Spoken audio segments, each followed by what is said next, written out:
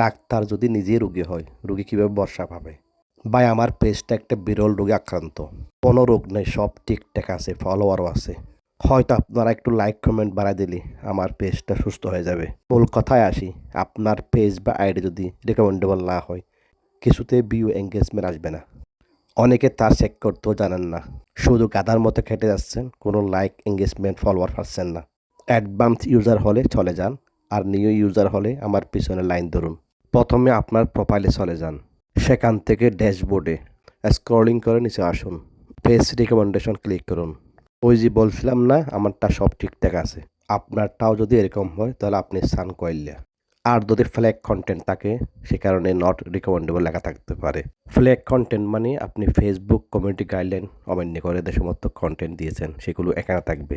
তার উপর ক্লিক করুন এবং ভিডিওটার মায়া মহব্বত ছেড়ে দিয়ে চিরতরে রিমুভ করে দিন।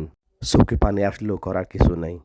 পাওয়ারফুল চশমা দিয়েও যদি পেজ রিকমেন্ডেশন অপশন খুঁজে না পান, প্রোফাইলে গিয়ে এই 3 ডট অপশনে ক্লিক করুন, পেজ স্ট্যাটাস, সেখান থেকে এই পেজ রেকমেন্ডেবল।